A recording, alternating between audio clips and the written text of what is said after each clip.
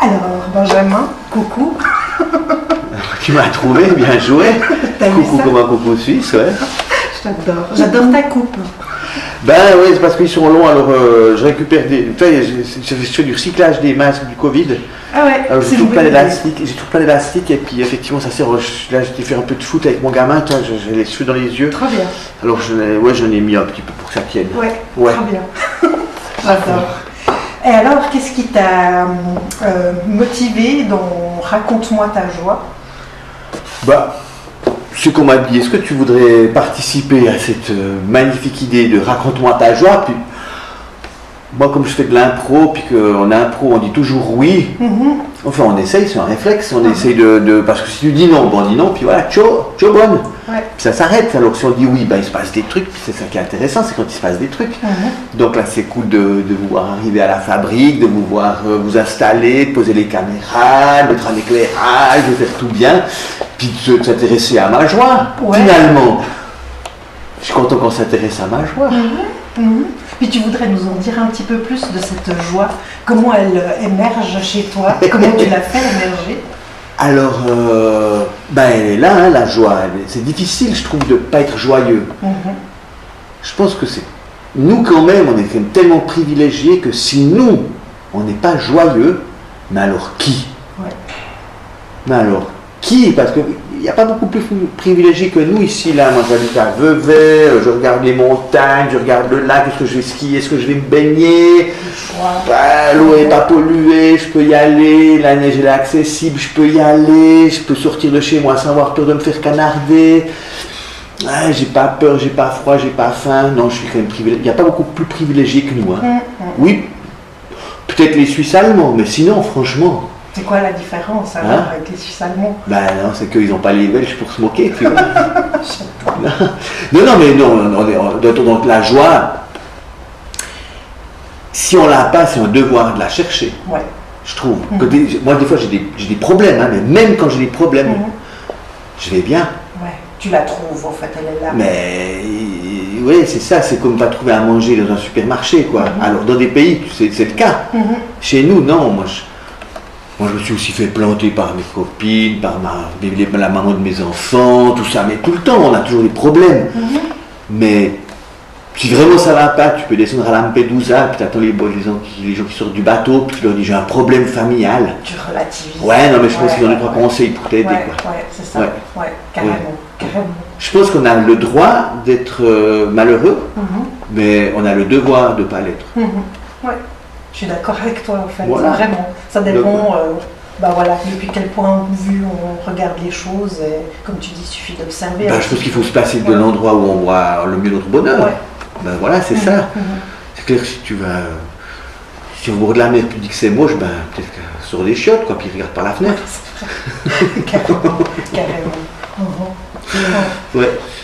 Et pour toi, cet endroit, donc la fabrique, c'est une source de joie, j'imagine. C'est carrément une source de joie, mais oui, c'est une fontaine de joie, c'est une chute de joie. Non, c'est super. Pour moi, la fabrique, c'est un rêve de gosse. Je crois vraiment d'avoir un lieu où c'est un outil magnifique, où je peux créer des histoires, accueillir des gens, vivre ici comme je vivrais si j'avais de l'argent, en fait. Donc ici j'ai tout à disposition pour me faire plaisir. Ça veut dire que je peux transmettre ce que j'aime, c'est-à-dire l'improvisation, le théâtre, raconter des histoires, cultiver le bonheur, parce que je trouve que c'est cool un petit peu de cultiver le bonheur, parce que ça se cultive quand même. Il y a du bonheur sauvage qui pousse à l'état brut comme ça, mais il y a aussi du bonheur qu'on cultive, donc on le cultive dans des endroits comme ici, dans des lieux de spectacle. Puisqu'on est dans un monde virtuel sans écran pour le spectacle, et qu'on compose le monde comme on le veut, on le compose comme ça nous fait plaisir. Puis ici à la fabrique, c'est une école de spectacle, donc je fais des trucs qui me font plaisir. Génial. Alors je sais pas si c'est génial, mais c'est tellement plaisant. En tout cas, ça se ressent que c'est, comment dire, on le sent vibrer dans cet endroit. Je pense qu'effectivement, il y a tout qui est fait pour ça. Tellement. Et tu as vu justement, je pense, des personnes où tout à coup ça a révélé quelque chose en elles de pouvoir venir ici et de pouvoir faire de l'impro. De faire de l'impro, ouais. C'est sûr que faire de l'impro c'est un laboratoire de la vraie vie, mais c'est pas la vraie vie. Par contre, on peut essayer des trucs, on peut essayer d'accepter des choses qui sont inacceptables, parce que c'est pour de faux. On peut essayer de dire non une bonne fois pour toutes, c'est pour de faux. On peut dire oui aussi, pour voir ce que ça donne. On peut donc être méchant pour voir ce que ça donne, on peut s'amuser. Donc, mais c'est le propre du théâtre, hein, ça de se servir de la scène comme un laboratoire de la vraie vie.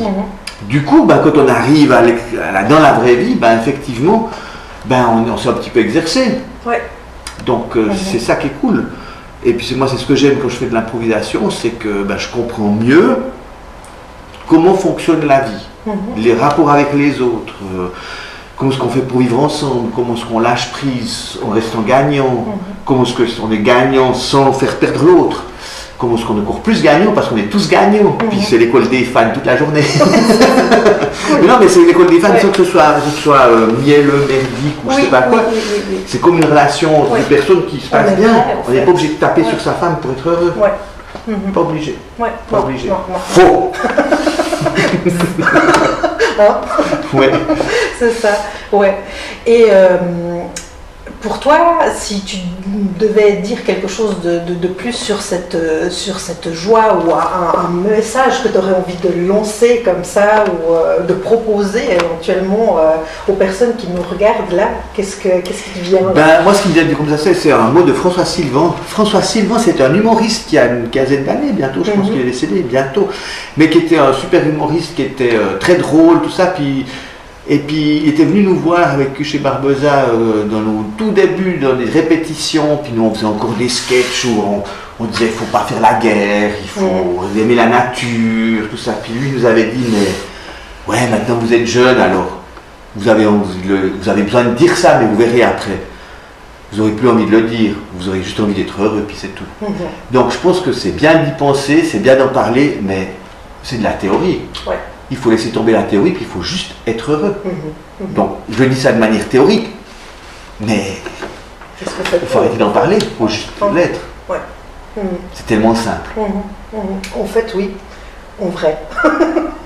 Ouais, parce que même la tristesse, ça rend heureux. Moi, je trouve que c'est bien, on perd quelqu'un de cher, on se fait planter, mais il ne faut pas avoir peur d'être malheureux, parce que si on n'est pas triste, quand c'est vraiment le moment, alors quand? C'est ça. Après, il ne faut pas que ça dure tout le temps. Mais une bonne tristesse parce qu'on a perdu quelqu'un, parce qu'on a un bon coup de blues, c'est bien de chialer aussi. D'être vraiment dans ce qu'on vit. Ouais, mais je pense que ça fait partie du bonheur, le malheur. Absolument.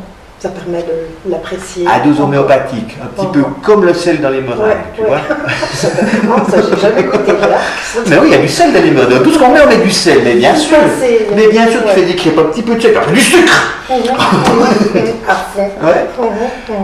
Ouais. Mais c'est super, écoute. Et tu sais, pour nous, c'est notre 30e épisode de Raconte-moi ta joie. Est-ce que tu nous dirais là quelque chose pour nous et ce lancement de ce 30e épisode? Pour le 30e je pense que c'est super d'en avoir fait 30. En 30, je pense que ça a bien progressé. Je pense que la 30e est tellement déjà mieux que la 15e, mais elle est tellement moins bien que la 45e. Donc c'est bien de se dire on a fait la 30e, mais il ne faut pas lâcher, il faut continuer. C'est ça, trop bien. En tout cas, on invite chacun et chacune qui nous voit et aujourd'hui à venir te rendre visite dans toutes tes propositions. Venez à la fabrique, venez à Vevey, à la fabrique culturelle, puis allez voir des spectacles, allez vous amuser, faites-en. Il n'y a pas besoin d'avoir des théâtres pour faire des spectacles. Faites-en, mélangez-vous, écrivez, amusez-vous, mais surtout faites-vous plaisir. Voilà. Puis surtout pour le reste, démerdez-vous, merde. Après, il y a Mastercard. Carte bleue. Ouais. Trop génial. Donc voilà, donc vivons la 31e, qu'on voit ce qu'ils disent. Ouais, c'est ça. J'adore. En tout cas, merci beaucoup pour ce moment ensemble. Et restons joyeux et Hein, restons joyeux et cultivons le bonheur. Absolument. Ouais, c'est ça. Hein. Merci. Wow, je suis preneur. C'est trop chaud.